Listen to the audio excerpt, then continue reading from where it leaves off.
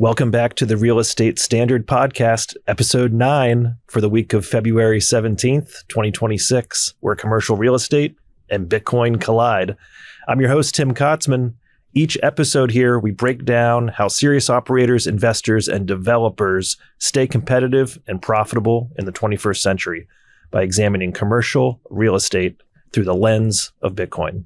On today's episode, we're diving into River's Bitcoin for Businesses report, volatility for CBRE, JLL, and Cushman Wakefield, and also Anthropic's mega lease in San Francisco. But first, we're going to go over to Kenny for an update on the West Main storage stacking. Thanks, Tim. As of today, February 17th, we have 3 full Bitcoin and 4 million Satoshis, crossing the chasm there with the 3 Bitcoin. That's going to bring us to 85% of a Bitcoin for year-to-date stacking, 85 million Satoshis. Bitcoin yield year-to-date is at 39%, bringing our Bitcoin per square foot to 4,382 Satoshis. Our Bitcoin holdings now cover 9 months of mortgage payments. We announced it earlier this month, but I'll announce it again. We did accumulate 2,014 shares of Stretch for about 200,000. This is going to increase our NOI by roughly 3%. And we expect our first payment, our digital rent payment, coming March 1st. And over to you, Chris. 3 whole coins, man. That is no small accomplishment. So congratulations on that. Do you know offhand where that puts you on the treasury company list as far as the order of it? I know they track top 50, but do you have any idea where that puts you? I think we're on the private side, which is different than the public, but I think that puts us around 32, 33. There's not many private companies that are publicly disclosing the amount of Bitcoin they hold, but we made a decision to build in public, and we're putting our numbers out there. Yeah, well, regardless, that is no small accomplishment, and again, congratulations. I think this will be an interesting point to come back to when we run through River's report here in a little bit as well. But this is awesome. I mean, your dollar cost averaging. This is the winning strategy over the last 16 years. Slow and steady wins the race. Don't try to time the markets. Just make sure you have time in the market is the moral of the story. The simplest strategy is the most successful and the most rewarding. So you're seeing it here in the metrics, whether it's the Satoshis per square foot or even the months to cover the mortgage. That was I think it had dipped below 8, if I'm not mistaken, on maybe the last 2 episodes. So to see it back above 9 is encouraging and just goes to reinforce the points of DCAing and not trying to time it, just relying on your conviction and knowledge of not only the asset class but the broader macro environment and what's happening in businesses and economies domestically and internationally. So that's my thoughts on the stacking. But I think that's probably a good segue, Kenny, to maybe share some comments on the Bitcoin price action. I think we've kind of maybe tap dance around it the last couple of episodes here, but obviously a lot of thoughts and analyses out there in the marketplace, and I think the CRE community has maybe they've had a little bit of additional bandwidth to dunk on guys like us that are trying to pioneer this next phase of the industry. So as far as I'm concerned with the Bitcoin price action, I mean, Bitcoin's doing what Bitcoin does. Whatever you think it's going to do or feel it's going to do, or just have your analysis tells you it's going to do, it's probably going to be the opposite. It's going to feed you a slice of humble pie sooner than later, and probably more than once. But if you just kind of take a step back and look at the bigger picture here, most people are looking at this as weakness, when in reality it's really just resilience and anti-fragility being built. And that's what you want to see. That is ultimately a good thing. Bitcoin is a awkward teenager at this point, and there's still a lot of growing up to do. And again, these pullbacks, these drawbacks, these quote unquote bear markets are healthy.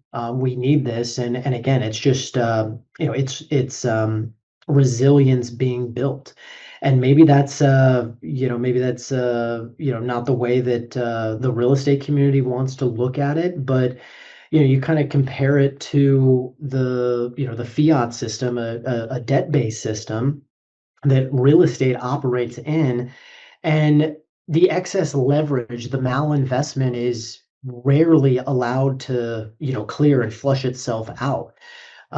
We've all been accustomed to, or at least conditioned to, the scenario when problems arise. And rather than those things getting cleared out of the system, new money is created and printed to cover up over these issues. So that just perpetuates the problem that we're trying to bring light to, with this podcast and what you're doing with West Main. So all that does is it kicks the can down the road and makes the day of reckoning all that worse, or all that more painful when it ultimately comes. So the last thing I'll say is, if you're going to evaluate Bitcoin, maybe you start with evaluating real estate first, right? And you decide you're going to, spin up a new fund, you're going to make a new investment, maybe enter a new market. Where do you start? You start with the fundamentals of that marketplace, of that product type, right? And once you have the fundamentals and you kind of have a sense of what's going on and where the opportunities lie, how strong or how weak it is, then you start to put a strategy together, you start to make decisions. The Bitcoin ecosystem is no different, right? If you take the price action, put it aside, you put everybody on Twitter, put it aside, you mute them for a little bit, and you look at the fundamentals of Bitcoin, they've never been stronger. Full stop, right? Whether it's the higher lows, for the price enthusiasts, or some of the more important metrics such as active addresses, hash rate, the mining difficulty, the supply on exchanges, long-term holder supply, and then the infrastructure that's being built in both the payment and custody areas of the industry. Um, all of those are incredibly bullish for the space, short, medium, and long term. So the underlying thesis has not changed one bit, and this is a great opportunity for real estate operators that have maybe been on the sidelines or looking for different entry points, considering dipping their toe in. This is an incredible opportunity to get involved. So that's my rant. But what are your thoughts, Kenny? Yeah, I think it's important in times like this where you see the Bitcoin price lower each week to understand what it is you own, if you own it, or if you're thinking about purchasing it, understand what you're going to buy. And the best way, I know we've talked on this show about different ways to hold Bitcoin, whether you're going to do it with a custodian or you're going to take self custody. Regardless of how you're going to hold it, I think it's important that everyone at least try to transact with it and get a hardware wallet and move the Bitcoin off exchange, learn how the protocol works, do some test transactions, watch it, sit in the mempool, and then get picked up by a miner and get the confirmations. Play around with the Lightning Network. Even if you're not going to be an active participant, this is what helps you build conviction by knowing how the protocol works, how Bitcoin works, running a node. You know, these are the things that make you more comfortable in times like this and make you a buyer and excited for the price dips. And you talked about, some of our peers in the real estate world kind of coming through and dunking on us, so to speak. I think part of the reason why is they're not looking at it from Bitcoin as a unit of account. And the reason that we put together that dashboard that we were just looking at is it helps you see your cash flow in a Bitcoin denominated returns. It shows you how much Bitcoin you're accumulating week over week, month over month, quarter over quarter. And once you have this new perspective that your one Bitcoin equals one Bitcoin is a popular meme in the space, you start looking at it through a different lens, and you can look at the value of your property in Bitcoin terms opposed to dollars, and you start to see different things pop out at you when you go at that. And if you take the overall price, and you divide it by monthly terms, you're going to see that it's not as volatile as you think. It's a little bit more smooth than you think, and you got to take a step back. And if you look at just 6 years ago, where were we? We were at the 4-digit numbers. Yep. Um, And that's a so yeah, perfect, no, that's a perfect point. Really well said. I mean, two things there. One, that underscores the importance of allocating your, long-term treasury to it, right? We're not sitting here saying, you need to allocate 100% of your free cash flow, right? Short-term operating funds included to Bitcoin, especially if you're new. That's not advisable, right? Especially with some of these gyrations in the price. You need to understand what your short-term cash needs, your short-term operational needs are, and what the long-term is, or what the long-term needs are. And whatever amount or percentage you deem as long-term savings, essentially, that's the amount that is eligible for your Bitcoin treasury. For example, if you're trying to do something similar to what West Main is doing as far as building that treasury. And the other important thing that you said there, Kenny, I want to touch on is the importance of self-custody, right? When you have these types of moves in the market, you have this type of sentiment, you even have new bits of FUD that are floating around, fear, uncertainty, and doubt. You are a lot more exposed to negative events or negative situations if you do not hold your Bitcoin in self-custody, meaning you're letting someone else hold it, right? Whether that is Coinbase custody or an ETF, et cetera, et cetera. So I understand that there are different solutions for different situations, and depending on your situation, that kind of steers you to what the best options are. But at the end of each of those routes, there's really three lanes you can go down. A self-sovereign, self-custody option is always there, right? Whether it's a single sig cold storage, multi-sig, or even like a multi-institution product. You can always keep your Bitcoin off of exchanges in segregated accounts to ensure that your stack is not being rehypothecated, and there's no other kind of funny business going on. So I just wanted to kind of hammer home those 2 points, Kenny, because I think they're incredibly important. And if you got any phone calls the last couple of weeks from people, saying, "Hey, are you okay? How are things?" and you tell them, "Hey, I sleep better than pretty much everybody." That is why. That is why I sleep better. I It's did because get I'm some not of those relying on calls. anyone.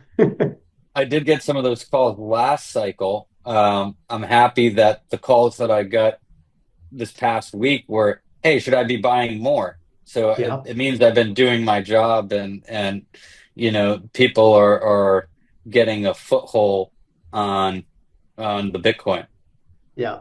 Absolutely. Good. I'm glad to hear that. Should we transition to some of the price action in the publicly traded brokerages? That one hit my Yeah, timeline last week, was got quite a bit of attention. yeah. I think we've, as Bitcoiners, been hearing, "Oh, Bitcoin's too volatile," and we've recently seen in the past few months gold, silver, copper, and the metals. And then we just saw CBRE 10% plus in a day. I didn't follow it too closely, but you shared it with me and it kind of caught my attention. And I was like, wow, like this isn't normal for like a real estate type of company. Yeah, I think it was CBRE 12% drop in a day, and they were not alone. It was Joan Lang, LaSalle, JLL, and Cushman Wakefield as well. They were 12 and 14% respectively in a day. And I was I'm reading through the article, I'm reading through the comments. This was on Twitter for those of you that didn't see it. I think I reposted it, but there was a few things I was kind of thinking through on this, and one side of my brain was saying, these brokerage businesses, their revenues are tied to deal flow and overall transaction volume. And just generally speaking, transaction volume is still down 60 to 70% year over year. So, that has a direct correlation to, the gross commissions that are coming in and the revenues. But, at the same time, all of these companies are, reporting record numbers, on their earnings calls, earnings, revenues, even recent all-time high stock prices. So I don't really know what to make of that specifically, but the other thing I was thinking about is the market, pricing in some of the AI disruption and really the disintermediation risk that a lot of these middlemen, so to speak, are going to experience over the next 1, 5, 10 years. And brokers are, they're at the top of that list. I mean, brokers, we are a middleman. We are facilitating a transaction, bringing two parties together, and there's a lot more that goes into it. I don't want to downplay the role or the value that a good broker plays in a real estate transaction, but a lot of the tasks that they do, that we do, can be systematized. It can be automated. It can be done for a fraction of the cost. And there's some serious implications, positive and negative, for these businesses. So I think a lot of the attention has really been on the SaaS companies and how these AI coding and programming is going to disrupt the SaaS model. But this disruption is not limited to tech, right? It's going to make its way through every segment, every industry throughout the economy, and brokerage will not be spared. Full stop. So those are my thoughts on that. But and I think there will be more of that to come. Yeah, I think AI is a tool, and the best brokers in the business are going to utilize that tool internally to outperform their competitors and other brokers in the space. Much like any other industry, I started playing around and created a real estate self-storage agent, and I've had it do some various tasks last week just to kind of play around with it, creating legal documents that can be, I would spend time if we had to create a new operating agreement or something. I would draft it, send it to a lawyer, and then now it's just a couple prompts.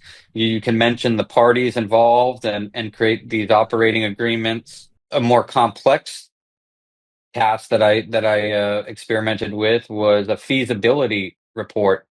I had created an agent to do a 5 mile ring feasibility study for self storage, and I was kind of blown away because it was able to go to find all the competitors first off by going to Google and crawling the Google places and finding self storage facilities within the defined area and pulling in their prices, competitor prices, and then also the town data, local town data. So like the last sale was included in the reports, how much it sold for, what the square footage was.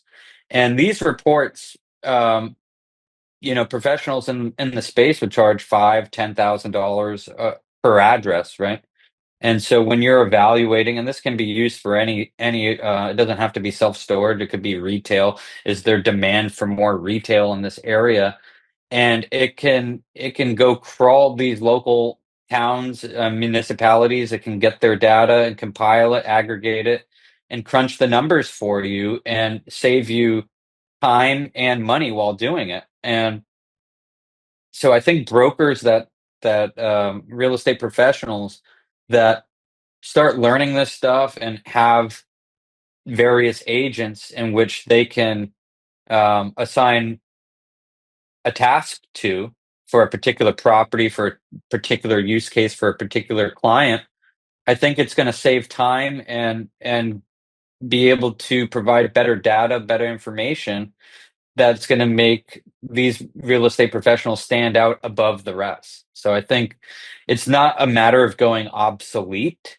It's about one brokerage is going to be able to take on more clients. So you're going to be able to essentially clone yourself, Chris. You're going to be able to have two Chris's there doing double the work. Be careful what you ask for. Wow, yeah, no, I mean, I agree with you 100%. And you take it one step further, and now you kind of see. I've been watching the last couple weeks what's been going on with these these claw bots and Moltbook, and everything that's going on with running your own agent. Everybody getting firing up their old Mac Minis to run their own agent and do task. And it just got me thinking. The commercial real estate world is notorious for resisting innovation or tech integration, right? And I mean, this time it's inevitable. It's not going to be able to resist it as well as it has in the past. But you think about what you just said, right? You went on your computer, you did some basic prompts essentially, and you were able to curate a comprehensive assessment of a marketplace in what, an hour, 2 hours maybe, right? Very condensed period of time at basically zero cost, right? And now you plug that into your LLM, whatever you're using. You've done, what, 75, maybe 80% of the work before you go to market, right? Now, with that amount of work done, you're going to go to your broker, your advisor, and you're basically going to point him or her in the direction you need them to, go, right? When you extrapolate this out 2, 3, 5 years, right? Just understanding exponential growth and the pace of technology here, I think you're going to get to a point where people aren't even typing into their LLM. They're going to go to their bot and say, evaluate XYZ market, retail centers, tell me where the gaps are, tell me who the top brokers are, tell me who the top property owners are, right? They're going to go to sleep. They're going to wake up the next day. They're going to have a full download, right? So in that world, AI's done most of the tenant or the buy side work, right? You're going to have listing agents, sell side agents, landlord, leasing agents doing the same thing. So I can see where these two things come together, and you ultimately have two bots talking to each other and negotiating your commercial real estate deal on the front end, where the brokers, the ones that are remaining, all they're doing is managing the human relationship on the back end, right? I mean, if you think about that, like, holy cow, Yeah, that's incredible. Yeah, what I you mean, just described is like I'll just interject here for a second, Chris, because what you just mentioned about having two agents work together, that's exactly what's happening. People have what they call a swarm of agents. So you may create one agent that's a real estate lawyer, and you give it a bunch of information on real estate case law and leases and legal kind of stuff.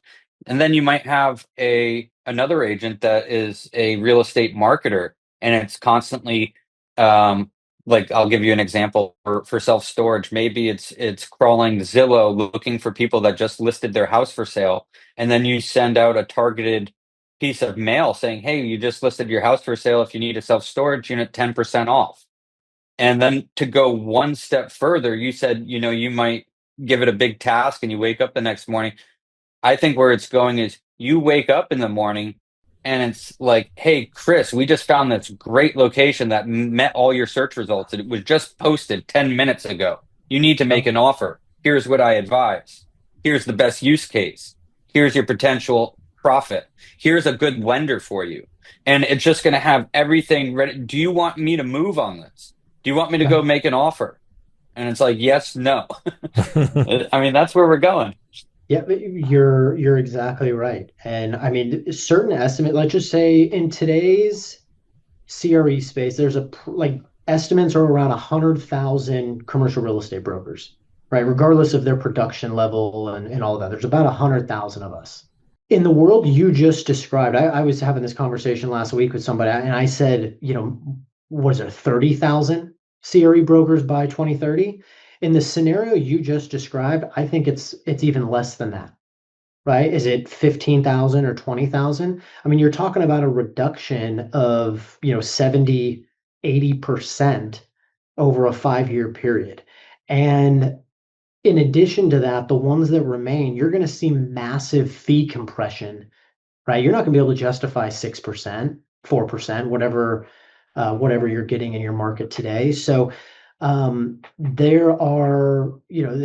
some serious things to think about when it comes to all of that. And just to kind of bring this full circle and hopefully put a bow on it, is those that get out in front of this and learn it and adopt it and integrate it into their business are going to outcompete those that don't, right? It's going to be their competitive advantage, and they're going to get so far ahead of the competition that it will be, near mathematically impossible to catch up to them, just because of, the effects of compounding.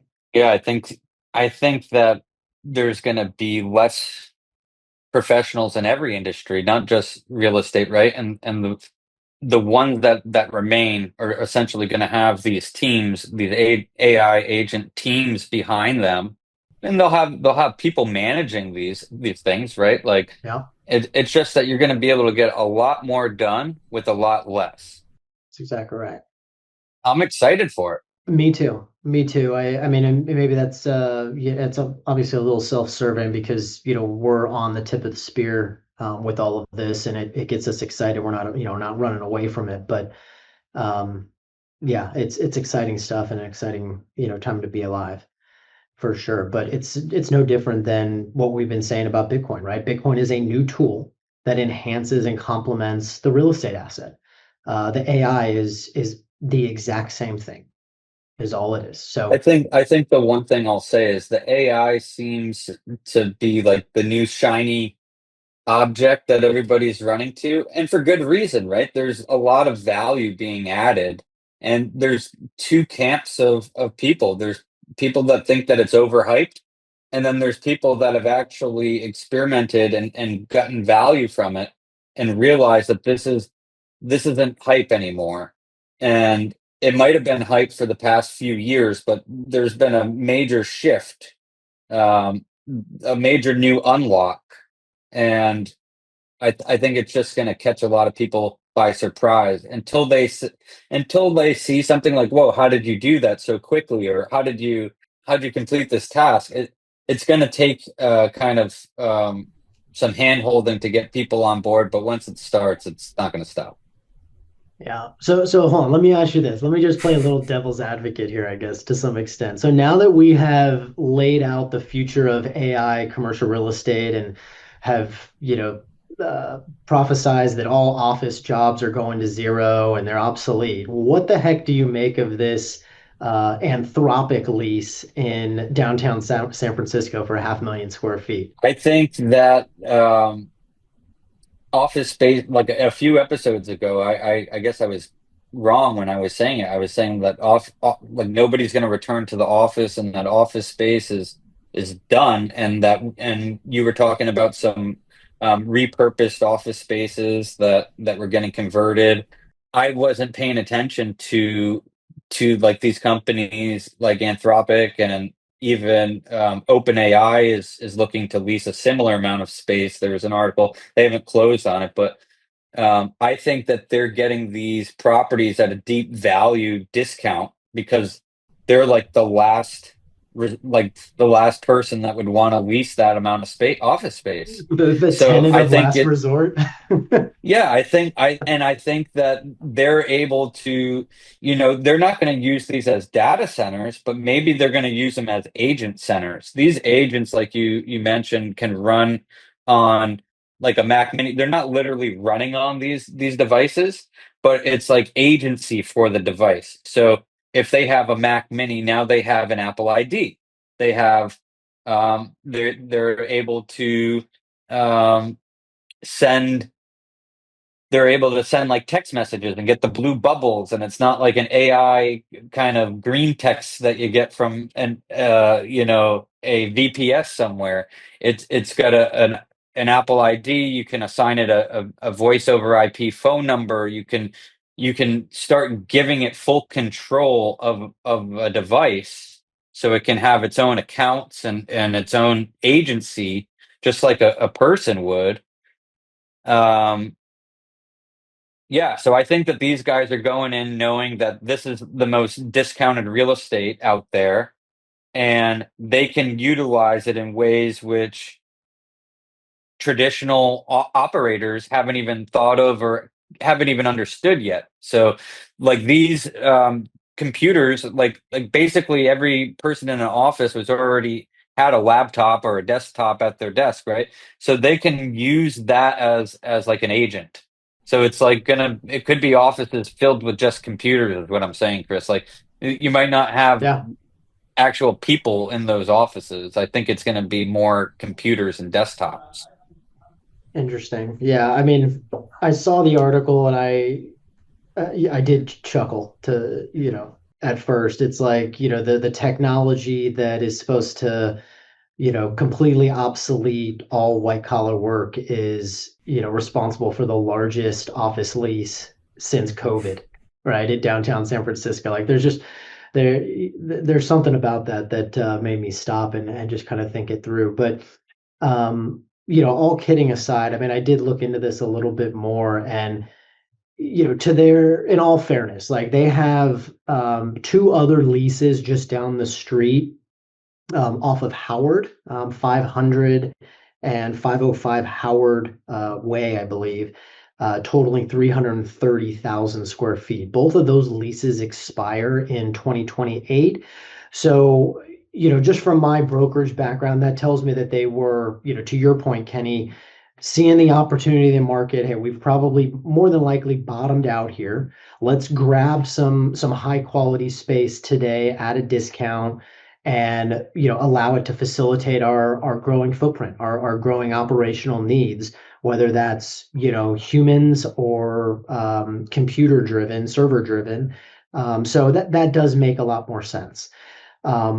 Companies the last handful of years are, it's front and center, right sizing their real estate footprints to gain operational and financial efficiencies, and also reflect a certain kind of brand identity. So, and I think this, obviously it kind of accomplishes both of those for Anthropic. I mean, you're obviously signaling to the marketplace a lot of confidence in downtown San Francisco as far as one of the go-to markets and one of the go-to tech hubs, not only in the country but around the globe. And there's a lot of like secondary implications to that, right? You have certain cultures, you have certain talent pools you can tap into, that just come from being in that Silicon Valley market. So it makes a lot of sense from that standpoint.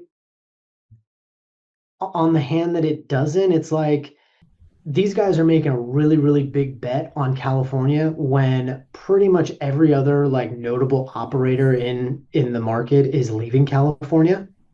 So, you always have that to kind of work through, but I'm glad to see it hit the ticker.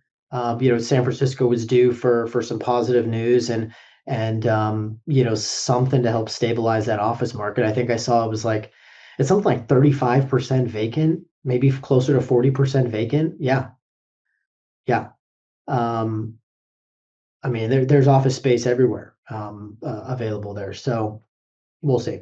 Yeah, I mean, that is a good observation you just made right there, that like a lot of billionaires and high net worth individuals are fleeing California and going to places like Florida, and Anthropic is doubling down, so to speak, and planting their flag here still. Anthropic, got the tech companies doubling down, and then Anduril, Palmer Luckey's aerospace and defense company.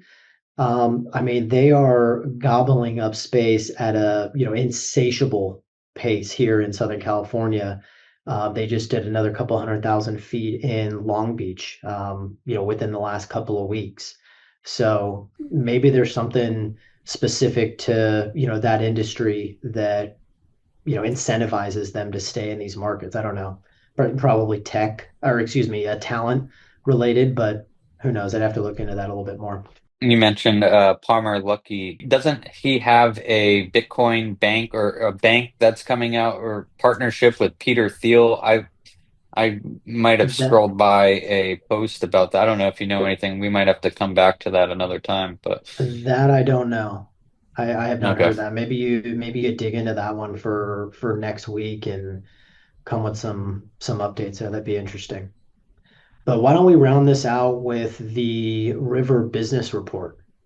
We talked about this on Spaces last week, and there was some really encouraging bit of information there from the business community. I think everybody in real estate should be aware of, and that was the fact that well, let me take a step back. So River, if you're not aware, they are a Bitcoin only exchange. So that you would go to River to purchase your Bitcoin. It's a marketplace, and you can eventually withdraw your Bitcoin into your self-custody setups. So River has put out, I think this is the second, maybe the third year in a row that they've put out an annual report on business adoption for Bitcoin. And I'm happy to say that for the second year running, the real estate community, the real estate industry was the basically the top spot in River's business segment. They beat out Bitcoin native companies and SaaS companies in third place there. I think the real estate industry had about just under 16% of quote unquote market share within the River ecosystem. So that was incredibly encouraging from my standpoint that there's others like us out there, and we're not the only ones that see this opportunity. Yeah, and I went back and looked at it again because we did talk about this last week in one of our X spaces. We're going to be doing those frequently, maybe bi-weekly. On the next page down, it actually did have a breakdown of the real estate sector, and it looks like management, investment, development, commercial. Um, that's how they broke it down, but um, in, kind of interesting to see that the management is playing a role in this. This is the management going to. We had a syndicator on last week, right? Like it's the management teams that are going to the property owners or the LPs and doing the education. It's kind of more proof that that's what's going down here. I think that's what it looks like to me from the outside looking in. I'd have to agree. I mean, management, I don't, at first glance, I wasn't really sure what that did. That mean, asset management, property management, fund management? It could mean a few things, but I think you're ultimately right. I mean, the folks that are on the front lines of managing these properties, they understand the issues that we're hammering on this show, and they have, some way, shape, or form found Bitcoin as a potential solution to those challenges, and it's showing up here in the data, that they're adopting sound money as a way of solving the issues.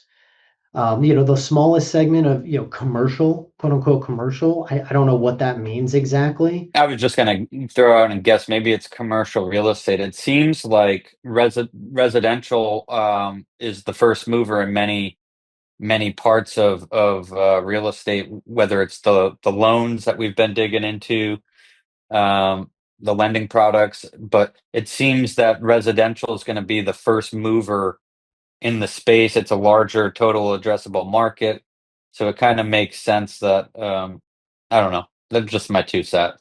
Yeah, no, fair. That makes sense. But nonetheless, I mean, to see the industry have this big of kind of market share is incredibly encouraging. And you go down that list. I don't know if you have it handy to share your screen again, Kenny, but you go down the list, and what you can take away from that, you don't have to be a real estate professional and get excited about this. I think pretty much every major industry is represented on this chart here. And that gives me a lot of hope. That's really exciting to see that there are, forward-looking operators in, pretty much every sector of our economy that, see sound money not only as an option, but as a solution to, their operational needs and their balance sheet issues. While you're pulling that up too, Kenny, I guess I'll keep rambling here. But why is it that real estate's number one on that list? I think there's a few different arguments you can make, but as we were talking with Joe last week about this, I think it comes down to the fact that real estate is such a capital intensive business, right? Wherever you are in the industry, as property management, brokerage, development, whatever it is, all of us tend to keep large cash balances. We all keep large cash balances. So there you go. Real estate, Bitcoin. And then this is the one I was just referencing here with the tree map. Yeah, beautiful. Just the last thing I'll say, I'll kind of close off that thought, but the fact that real estate is such a capital intensive business, we all tend to hold large cash balances, just because of the nature of what we're doing day to day. So that melting ice cube metaphor that Sailor made famous, it resonates with everybody in this industry, right? Whether they can articulate the issue or not, they know intuitively there's a problem, and they need a better vehicle to store not only cash, but their time, their labor, their economic energy. And I mean, it's showing up here not only in real estate, but across the entire economy. So very, very encouraging. Yeah, and then even construction, I could see construction's over here too, and that's kind of overlapping with real estate as well. General contractors. We worked in the space as general contractors, developing our own real estate and buildings, and interacting with all these different tradesmen. It's good to see that they're adopting. Go back up to that bar chart. I didn't even catch the construction there. But if we got real estate at, call it 15, and then construction is where another, call it 6, 7. I mean, you're what, 6, 7. That's the 20? meme. There we go. No pun intended. We're what, 22, almost 23% of the total business community there. That's pretty incredible. Yeah, and then even in the other section, there's manufacturing, industrial. So I don't know what the industrial stands for. Maybe that. I mean, it would be cool to if we could maybe. We'll have to try to get somebody from River on the show one of these days so we can try to get some more insights. But it seems like real estate is really leading the way, even in these submarkets, whether it's industrial or construction. Seems like you know they're leading. The real estate industry is leading by a margin here. Definitely. You got any closing thoughts, Kenny? Closing thoughts. I think, the world's moving pretty fast. I think I saw a post that we're at like the highest levels of uncertainty that we've been since the COVID kind of crash in the market. And I think that's, partly due to AI here. And that's kind of why this episode is, we spent time talking about artificial intelligence, because I think it is creating this massive amount of uncertainty, and people aren't sure how to proceed. And I think by sticking your head in the sand and ignoring it is really dangerous. And if you want to be the best you can at your profession, it's time to start taking this stuff seriously, and do the research on AI, start playing around with it, and also Bitcoin, because it's all going to tie in together. Yeah, well said. Closing thoughts on just coming back to the price action. This is totally normal. It is to be expected. Embrace it and revert back to the fundamentals. When you come from a first principles vantage point, it is very, very hard to not get incredibly bullish and ultimately grow your conviction here. So this is a good thing. These corrections just make it more resilient and stronger so that we can take the next leg higher. So that's my thoughts for the day, Tim. Awesome, guys. Well, that's it for today's episode. If this conversation was useful, please share it with a partner, a client, or somebody out there in the market that's making decisions. New episodes here are dropping weekly, whether it's in the studio or live stream. So follow us online. Until next time, stay disciplined, think long term, and stack sats. This is the Real Estate Standard.